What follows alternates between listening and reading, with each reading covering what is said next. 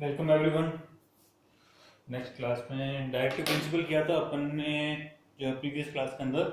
अब जो है हमें पढ़ना है importance of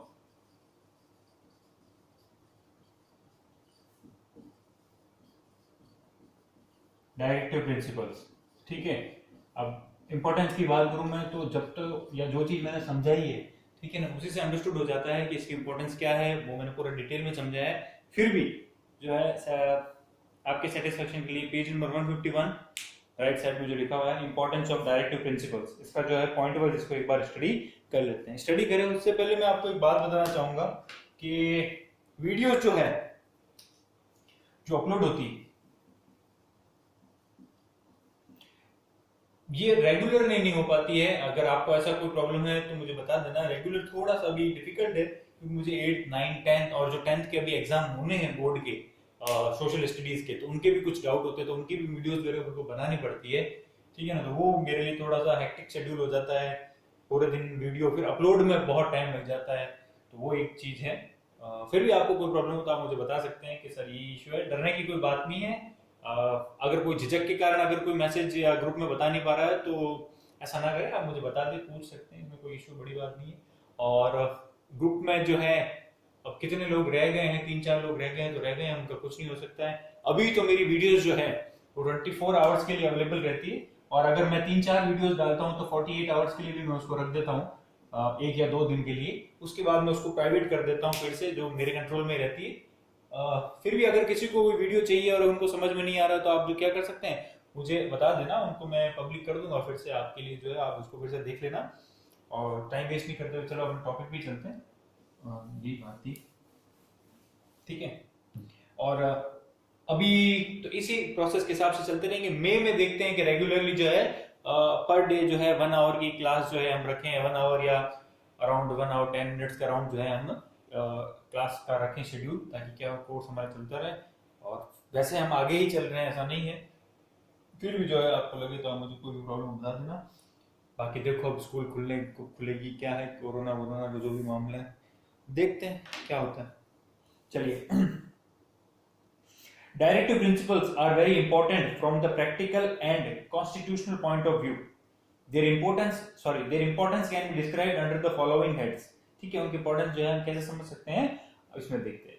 code of conduct for a government. Code of conduct क्या होता है, मैंने आपको काफी बार बताया। कोड ऑफ कंडक्ट होता है काम करने का, कंडक्ट होता है काम करने का तरीका जो होता है, या आपका जो एक्ट होता है, तो एक्ट करने का जो तरीका होता है, काम करने का जो तरीका है किसी गवर्नमेंट का, वो जो है इसको डिस्क्राइब करता है। कौन? Directive principle. मैंने पहले भी बताया था कि गवर्नमेंट किस हिसाब से चलेगी वो कौन बताता है, डायरेक्टिव प्रिंसिपल बताता है।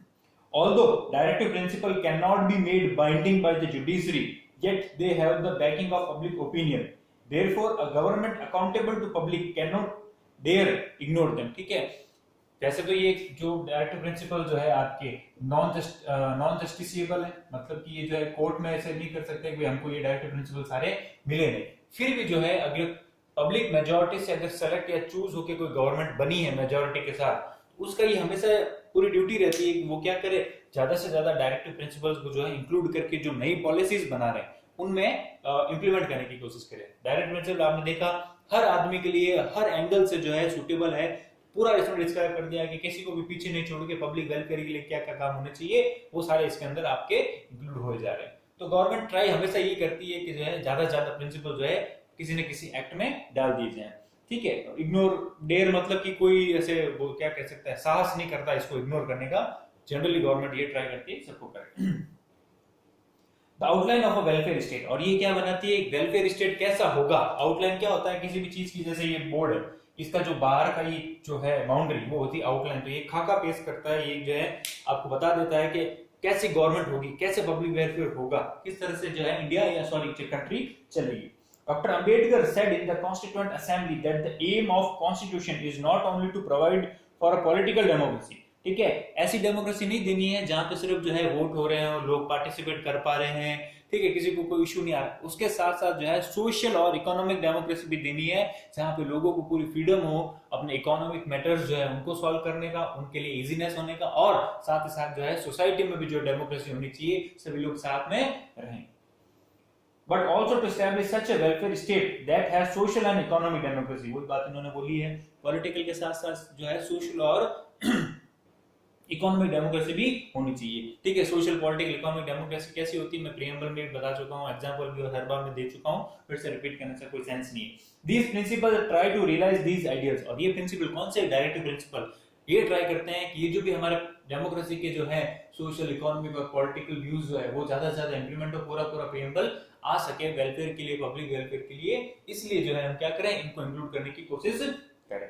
थर्ड आता है पैरामीटर टू जज अ गवर्नमेंट। ये पैरामीटर क्या है, एक पैमाना है, एक मायना है, एक व्यू है, जिससे क्या हो सकता है, हम जो है जनता किसी भी गवर्नमेंट को जान सकती है, परख सकती है। कैसे कि अगर कोई गवर्नमेंट ज्यादा से ज्यादा डायरेक्टिव प्रिंसिपल को यूज करके पॉलिसीज डेवलप कर रही है, बना रही है, तो हमें ये जनता को ये लगेगा गवर्नमेंट जो है पब्लिक के लिए काम कर रही है, पब्लिक वेलफेयर के लिए काम करना चाह रही है या चाहती भी है।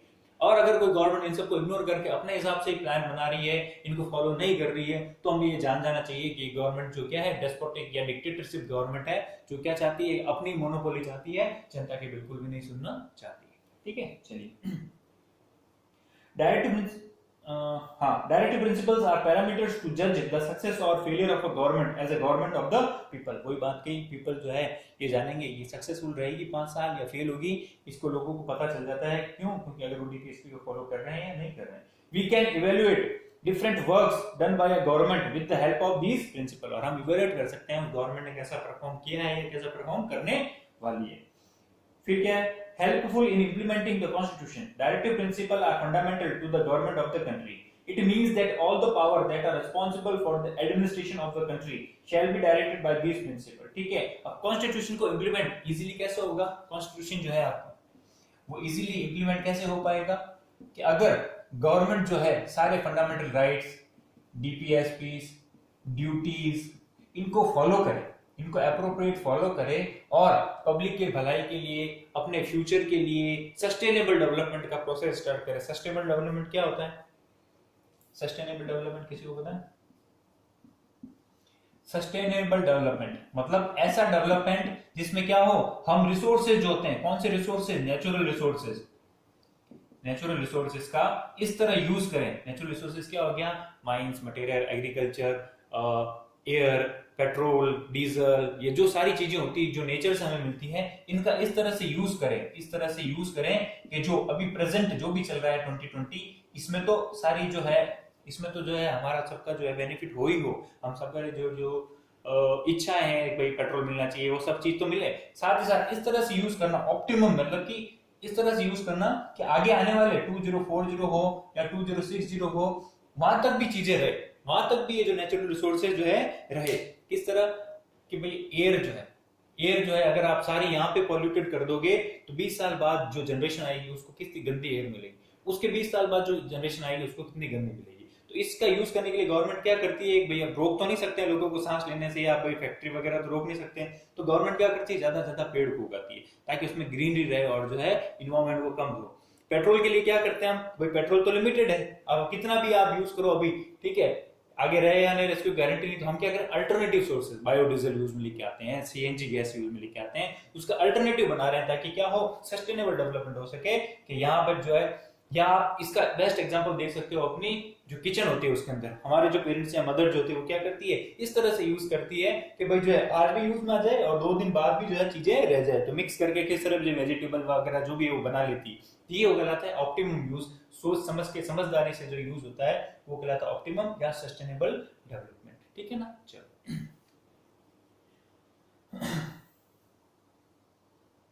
Since the judiciary is an important organ of the government, it is expected that Indian judiciary will give due importance to these principles in the implementation of the provision of the constitution। ठीक है, judiciary जो है government का एक important part है, तो judiciary जो है वो टाइम टू टाइम जो है गवर्नमेंट के जो भी रूल्स बनते हैं, जो भी पॉलिसीज बनती है, उनको चेक करती रहती है। ठीक है ना, जब बताएं लेजिस्लेचर पे जो चेकअप रहती है, तो लेजिस्लेचर पे चेक इसलिए करती रहती है कि क्या गवर्नमेंट जो है वो डीपीएसपीस को फॉलो कर रही है या नहीं कर रही, क्योंकि डीपीएसपीस को फॉलो नहीं करेगी तो कहीं ना कहीं जाके जो है फंडामेंटल राइट्स भी तो नहीं मिलेंगे, वही तो जुड़े हुए हैं आपस में। अगर आपको आर्टिकल 40 में जो दे रखा है पंचायती राज इलेक्शन होने चाहिए थे, वो अगर इंप्लीमेंट नहीं करती गवर्नमेंट कभी, तो क्या होता है कि जो विलेज के जो लोग हैं उनको तो कभी जो पॉलिटिकल डेमोक्रेसी, अभी हमने बात की, पॉलिटिकल डेमोक्रेसी कभी नहीं मिलती। कैसे? वो तो कभी जो है पार्टिसिपेट कर ही नहीं पाते इलेक्शन को, उनको पता ही नहीं होता पॉलिटिक्स कैसे चलती, डेवलपमेंट कैसे होता है, अपना प्लान अपन कैसे बनाएंगे।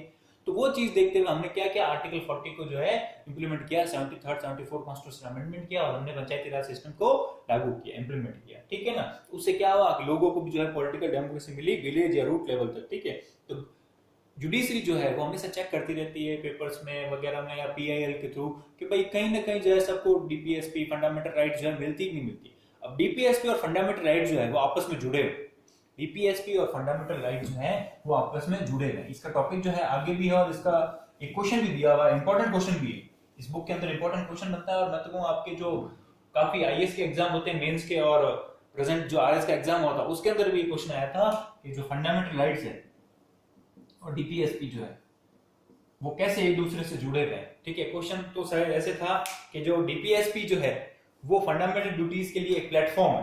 डीपीएसपी क्या है? डीपीएसपी जो है फंडामेंटल राइट्स के लिए एक प्लेटफॉर्म है, मतलब जिसके बिना या पिलर्स है जिसके बिना जो फंडामेंटल राइट्स की जो बिल्डिंग है वो रुक नहीं सकती या ठहर नहीं सकती, आगे बन नहीं सकती। कैसे बताओ? ये इस तरह से क्वेश्चन दिया हुआ था, उसमें यही बताना था कि फंडामेंटल राइट्स क्या होता है, डीपीएसपी क्या होती है और किस तरह से जुड़े हुए यही है कि भाई ये वो डायरेक्टिव्स है जो गवर्नमेंट को फॉलो करने चाहिए। इनसे क्या होगा कि कहीं ना कहीं जो मौलिक चीजें हैं, जो फंडामेंटल जो बेसिक चीजें हैं सिटीजन्स के लिए वो उनको मिलेगी। फिर कैसे मिलेगी? भाई जो गरीब लोग है बीपीएल उनको जो है कॉटेज इंडस्ट्री वगैरह, कोऑपरेटिव सोसाइटी वगैरह, ठीक है, मिलेगी। ठीक है, जो विलेजेस के जो लोग हैं उनको जो है राइट मिलेगा इलेक्शन प्रोसेस का, तो पंचायत वाला हो गया। उसके बाद जो इंडस्ट्रीज वालों को जो है उसमें क्या मिलेगा, वर्कर जो है प्रॉपर मैनेजमेंट के लिए हकदार होंगे, वर्कर जो है इक्वल पेमेंट मिलेगी। तो इक्वल पेमेंट मिल रही है तो कहीं ना कहीं मैन और वुमेन को तो फंडामेंटल राइट ही तो है ही एक तरीके से, कि क्या हो रहा है आपका जो मेन अधिकार है काम तो आप उतना कर रहे हो, और अगर आपको एक दूसरे से कम सैलरी मिले, मैन को ज्यादा मिले वुमेन को कम मिले, तो कहां तक न्याय रहेगा? तो बस वही तो चीज होती है फंडामेंटल राइट, मौलिक अधिकार आपका क्या होना चाहिए, हम सब बराबर है। तो ये कहीं ना कहीं किससे मिलता है? इससे मिलता है। तो इस तरह से आपस में जुड़े हुए थे, इस तरह से उसको पूरा डिस्क्राइब करके लिखना था। 100 वर्ड्स का क्वेश्चन था, पता नहीं क्या नंबर आएंगे। चलो बढ़ते आगे। फिर है 5th point, helpful in bringing about social and economic change. ये आपको जो टॉपिक में मैंने पढ़ा दिया था कि सोसाइटी में चेंज, इकोनॉमिक फॉर्म में कैसे चेंज होते हैं, क्योंकि आपको इकोनॉमिक, सोशल, इंटरनेशनल करके जो है हेरिटेज वाला जो 4 पॉइंट दिए हुए हैं, आपको डिस्क्राइब किए हुए हैं। मैं फिर से पढ़ देता हूँ। The aim of our constitution makers was to establish a welfare state. For this, with a view to providing economic security and economic justice, providing the opportunities of earning a living to each man and woman of the state, preventing the concentration of wealth at one place, providing security to women and child labor from exploitation, etc., have proved useful in establishing a society based on justice of equality. Justice of equality मतलब कि न्याय होता है सबको जो समानता मिलने में। Similarly, the directive principle regarding provision of education, medical support and employment to the citizen with a view to improving the standard of the lives of the citizen have played a great role. तो ये सारी चीजें मैंने आपको कल पढ़ाई है कि किस तरह से मेडिकल फैसिलिटी दी जाती है, चाइल्ड को जो दी जाती है एजुकेशन, उसको जो है लेबर नहीं बना सकते, उसको इंडस्ट्री में यूज नहीं कर सकते, ठीक है, किस तरह से वुमेन्स का प्रोटेक्शन होगा, ये सारी चीजें मैंने आपको कल डिस्क्राइब कर दी है, वही बताया है क्यों इंपॉर्टेंस है, यही तो चीज है। मैंने वही कहा था कि आपको ये चीजें पढ़ चुके हैं, फिर भी मैं आपके लिए पढ़ देता हूँ। यहाँ पे जो है ये वाला खत्म होता है। अब बात आती है कि ऐसे कौन से मेजर जो है प्रोविजंस है या ऐसी कौन सी पॉलिसीज है इंडिया के अंदर जो डीपीएसपी के लागू होने के बाद गवर्नमेंट ने ट्राई किया है कि हम क्या करें, अपने रूल में बनाए। तो ऐसे बड़े बड़े, ऐसे तो हजारों चीजें हो रखी है, ऐसे तो हजारों चीजें रोज जो होती है वो डीपीएसपी से ही जुड़ी हुई है, वो फंडामेंटल राइट्स को देने से जुड़ी हुई है। पर फिर भी ऐसे मेजर कोई जो चेंजेस हैं जो डीपीएसपी को देख के आए हैं वो कुछ पढ़ने की कोशिश करते हैं। एक सेकेंड,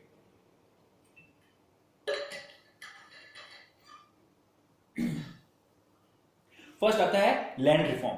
लैंड रिफॉर्म में क्या हुआ था कि पहले इंडिया में क्या था, जमींदारी सिस्टम था। पहले इंडिया में क्या था, जमींदारी सिस्टम था।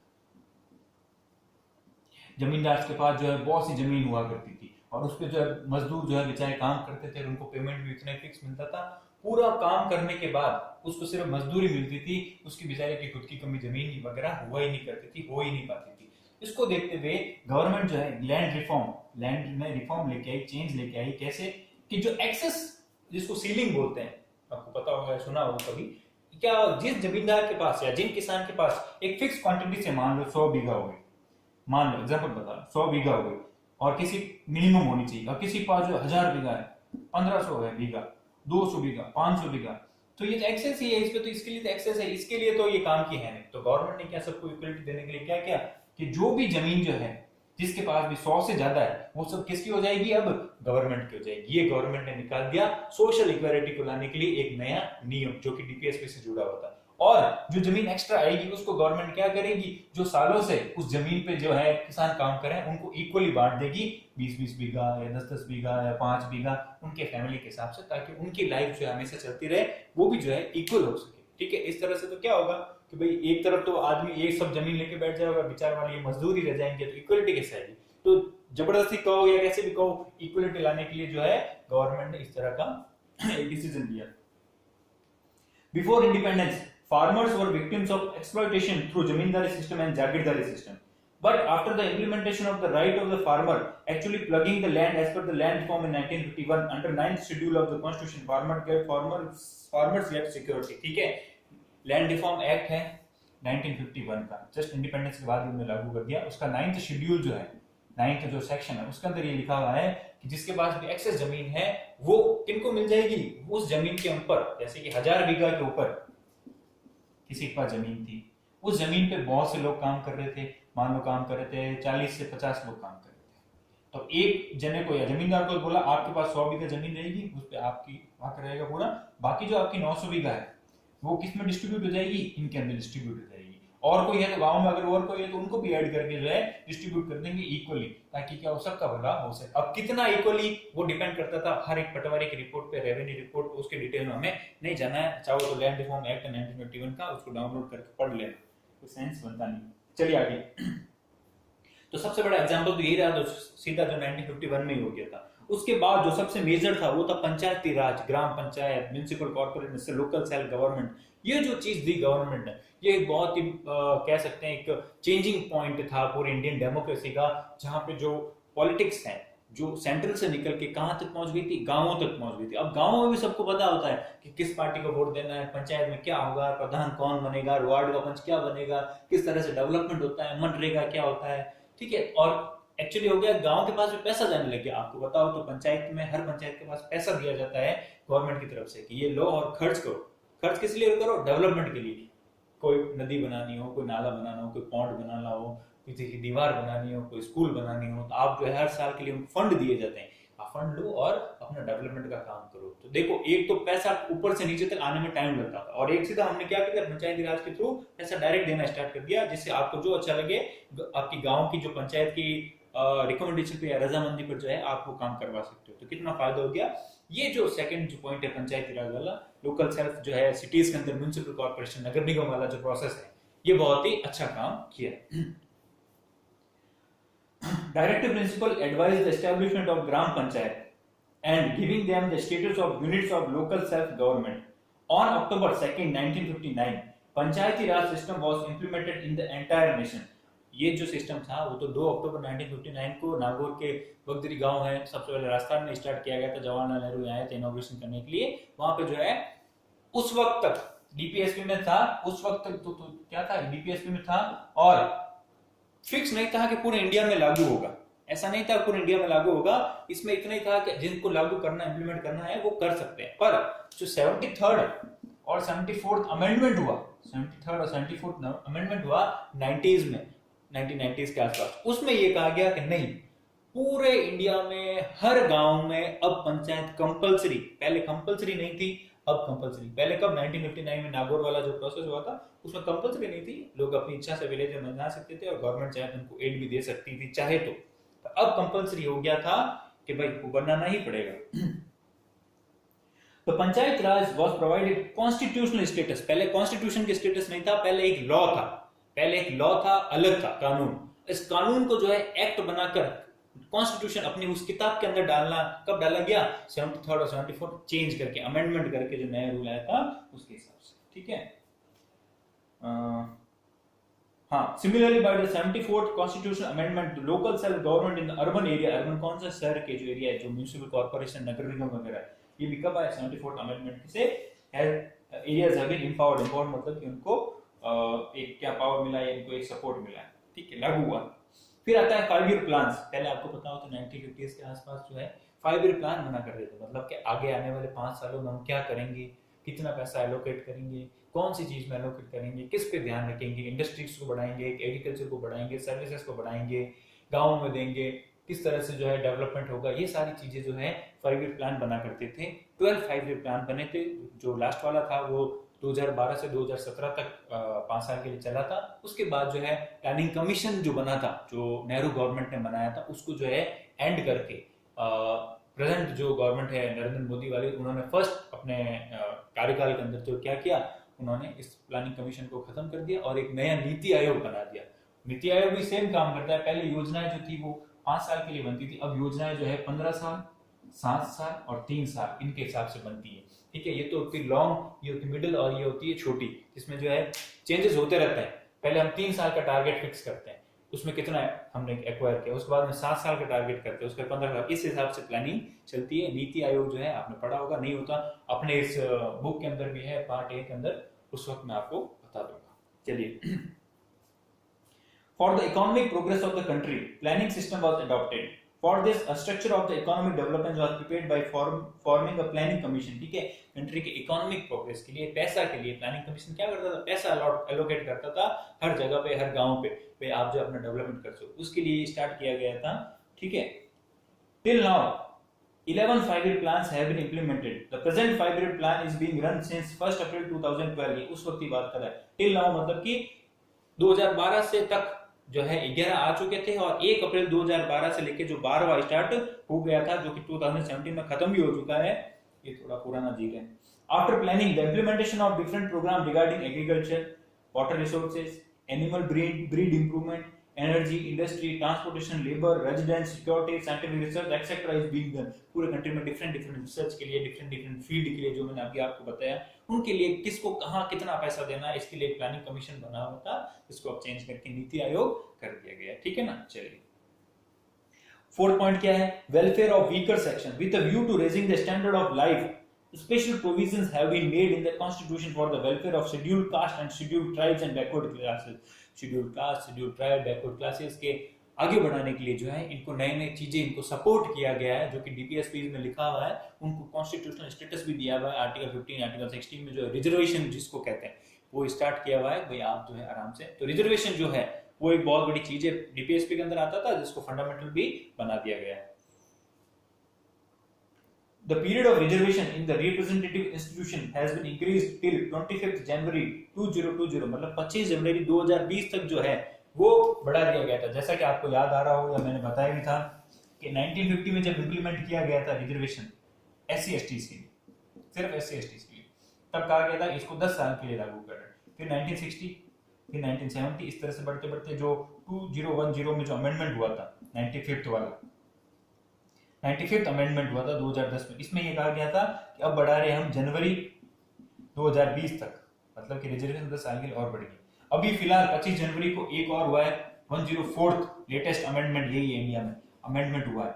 उसमें कहा गया है कि अब जनवरी 2030 तक जो है SC ST रिजर्वेशन को बढ़ा दिया जाता है, ठीक है ना। तो SC ST वालों के लिए, OBC वालों के लिए फिर अलग व्यवस्था की गई। Strict laws to abolish untouchability, और ये क्यों किया गया था, लोगों में जो है समानता आ जाए, अनटचेबिलिटी, छुआछूत वाला प्रोसेस नहीं रहे, इनको भी जो है मेन फ्रेम में आने का मौका मिले। Have been enacted the provision of free education and scholarship for these section has been made in SC ST plus OBCs के बच्चों के लिए जो है इंस्टीट्यूशन के अंदर रिजर्वेशन दिया गया है, इनको पढ़ाई में स्कॉलरशिप दी जाती है, ताकि क्या हो, कुल मिला के गरीब से गरीब बच्चा जो है, जो बहुत पिछड़े लोग हैं, वो हमारे मेन सोसाइटी के बराबर आ जाए और जो है इनका सोसाइटी में अलग स्टैंड, अच्छी बात है।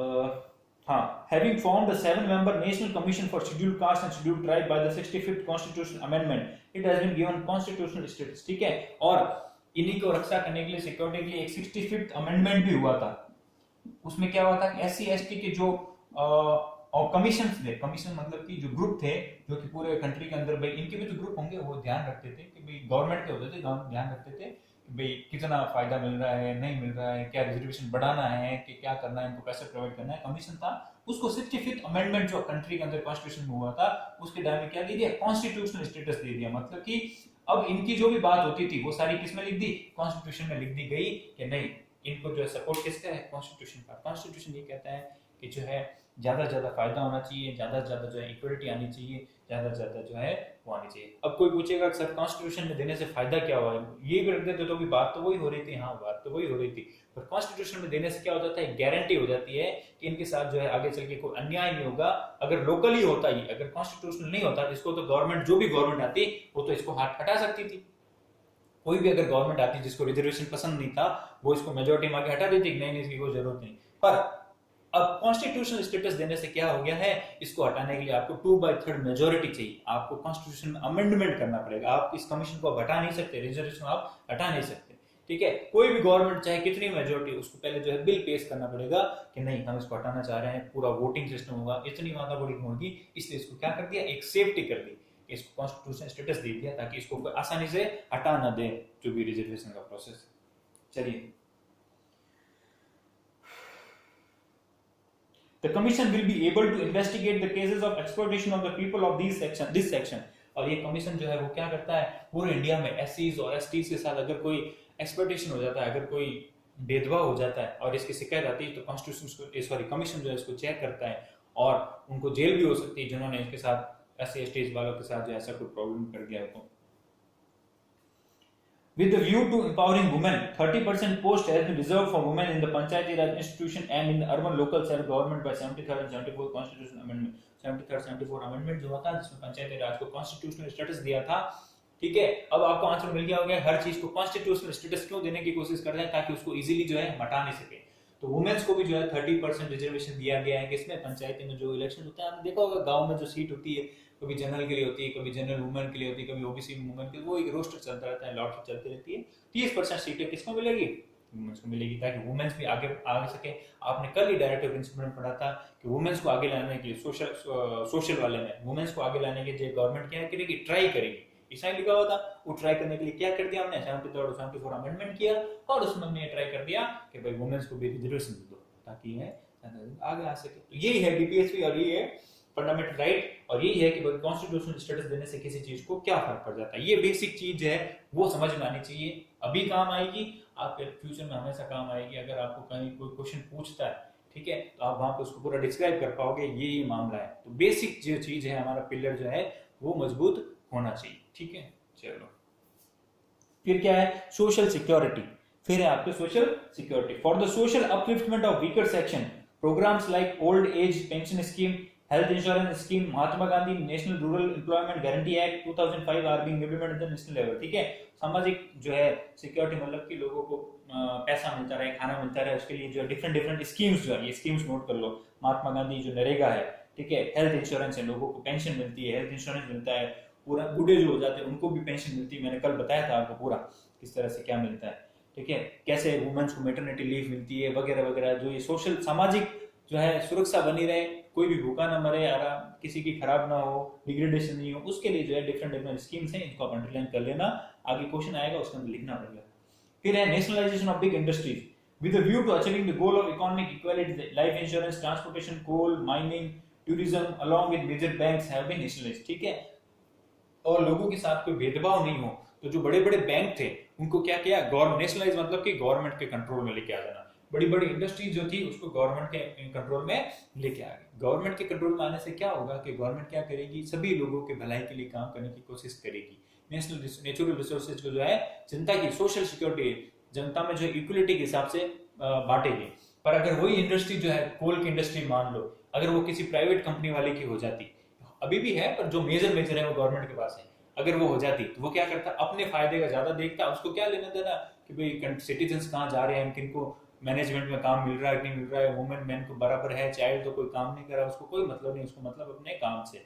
इसको लिए क्या किया गवर्नमेंट ने, जो बड़े बड़े जो भी इंस्टीट्यूशन थे उनको सबका जो है प्राइवेट थे उनको क्या कर दिया, अपने कंट्रोल में लेके आ गई और एक कंट्रोल रख दिया ताकि किसी के साथ जो है इनजस्टिस जो है वो नहीं हो, ठीक है, समझे। फिर है reformation in the judicial system with the view to providing fast and cheap justice, Lok Adalat and fast track court system have been adopted. ठीक है, कल ही आपने पढ़ा डीपीएस में ये लिखा हुआ सबको जो है जस्टिस मिलना चाहिए। जस्टिस जो है मैंने ये कहा था डिले हो जाता है, तारीख पे तारीख वाला मामला बैठ जाता है, तो उसको बढ़ाने के लिए हमने क्या कर दिया, फास्ट ट्रैक कोर्ट लेके आ गए। मतलब एक ऐसे कोर्ट होते हैं जो क्या करते हैं कि जो इंपॉर्टेंट मैटर्स होते हैं, भाई जैसे कोई इनह्यूमन ट्रीटमेंट हो गया या रेप वगैरह हो गया या कोई मर्डर हो गया या कोई मास मर्डर हो गया या कुछ ऐसी इंपॉर्टेंट चीज हो गई जो आप सुनवाई में नहीं रख सकते, जिसको सुनना बहुत जरूरी है, फास्ट ट्रैक कोर्ट लेके आ गए। ये क्या करते हैं, अलग से कोर्ट होते हैं, इनमें क्या होता है सिर्फ उन्हीं मामलों की सुनवाई होती है जो इंपॉर्टेंट होते हैं और हाल ही में किसी में घटना मिली, और जो है ट्राई करते हैं कि 1 मंथ या 2 मंथ के अंदर अंदर जो इसको रिजॉल्व करने की पूरी कोशिश कर देती है फास्ट ट्रैक कोर्ट। ठीक है, उसके बाद जो होते हैं आपके जो ये लोक अदालत क्या होती है कि जहां ऐसे मैटर्स जिनमें जो है मध्यस्थ आर्बिट्रेशन, जो मैंने कल वर्ड बताया था आपको, आर्बिट्रेशन से सुलझ सकते थे, आर्बिट्रेशन से जो है परफॉर्म हो सकते थे। भाई छोटे मोटे जो झगड़े होते या गांव में कोई मामले हो गए या आपसी लड़ाई हो गई, तो इनके लिए भी लोग कोर्ट में आ जाते थे। वो क्या करते हैं, अननेसेसरी जो है वो कोर्ट में केसेस का जो बर्डन लेके आ जाते हैं, इतना बर्डन हो जाता है, फिर वो तारीख पे तारीख बढ़ती रहती है क्योंकि उनकी सुनवाई होती नहीं है, बीच में जो इंपॉर्टेंट है उनकी भी नहीं हो पाती। तो इसलिए क्या कर दिया, लोक अदालत कर दी कि लोगों के छोटे छोटे ग्रुप बना दिए, पंचायत को आपको जो है वो पूरा ऑर्डर दे दिया, आप क्या करो अपने तालुका पे, अपने तहसील पे, अपने ब्लॉक पे क्या है छोटी सी जो है पंचायत बना लो, और ये जो छोटे मोटे मामले तो वहीं पे करो, इसका सॉल्व कर लो, ताकि ये केसेस ऊपर नहीं आए और हम क्या कर रहे हैं जस्टिस जो है वो जल्दी से जल्दी प्रोवाइड करवा सके। ठीक है ना, इसलिए लोक अदालत और फास्ट ट्रैक कोर्ट बनी हुई है, 8th क्लास के अंदर आपने पढ़ा होगा।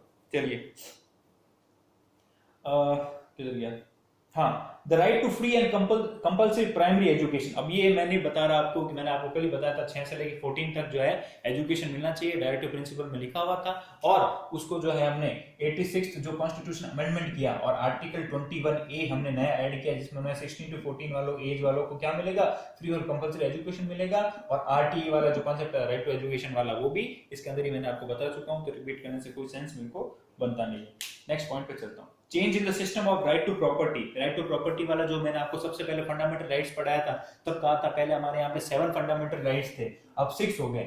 राइट टू प्रॉपर्टी वाला जो था वो क्यों हटाया गया, 44th जो कॉन्स्टिट्यूशन अमेंडमेंट था ना, उसके हिसाब से हटा दिया गया, और 300A जो आर्टिकल है उसके अंदर ऐड कर दिया गया। अब इसको कॉन्स्टिट्यूशनल स्टेटस नहीं है, इसको सिर्फ लीगल स्टेटस है। इसका पूरा एग्जांपल दिया था कि गवर्नमेंट जब डेवलपमेंट का काम करती है तब उसको क्या लगता है कि लोग रोड़ा अटका देते हैं, ठीक है ना, उस सबको देखते हुए इसको क्या वहां से हटा दिया और कहां फिट कर दिया, जो लीगल एक्ट में कर दिया। कोई जो है सिंपल काम हो जाता है, किसी पे बाउंडेशन नहीं हो, गवर्नमेंट का काम डेवलपमेंट का रुक नहीं जाए, इसलिए इसको कर दिया गया। ठीक है ना, तो ये मैं आपको बता चुका हूँ। Same salary for the same work, ये भी मैं बता चुका हूँ। एक काम के लिए जो है मैन हो वुमेन हो, सेम अगर काम कर रहे हैं 8 घंटा काम कर रहे हैं, उनको बराबर सैलरी मिलेगी, किसी तरह का कोई जो है वो नहीं हो सकता आपकी डिस्क्रिमिनेशन। ठीक है, इससे क्या होता है, सोशल जो डेमोक्रेसी वो आती है। ठीक है, स्टेट जो है वेलफेयर स्टेट बनता है और कोई भेदभाव नहीं रहता है, न रिलीजन के नाम पे कोई भेदभाव रहता है। ठीक है, कंट्री जो सेक्युलर बनती है, जैसे कोई हिंदू को ज्यादा दिया, मुस्लिम को कम दे दिया, नहीं, ऐसा कोई भेदभाव नहीं हो पाता, और कंट्री जो है वो एक तरीके से जो है इक्वलिटी उसमें ज्यादा आती है और किसी तरह का वो डिस्क्रिमिनेशन नहीं रहता है। ठीक है ना, तो यहाँ पे जो है ये आपके इंपॉर्टेंस जो भी है डायरेक्टिव प्रिंसिपल की, ये खत्म हो जाती है। अब आ जाता है फंडामेंटल राइट्स और डायरेक्टिव प्रिंसिपल जो है उनके बीच में डिफरेंस जो है वो हम थोड़ा सा देख लेते हैं। या ये जो है मैं नेक्स्ट क्लास में आपको दे देता हूँ, मेमोरी थोड़ी गड़बड़ हो रही है, और नेक्स्ट क्लास के अंदर इसको मतलब समअप भी करना है, इसलिए जो है फंडामेंटल ड्यूटीज वगैरह रहती है, इसके बाद वाली क्लास में इसको डिस्क्राइब करता हूँ।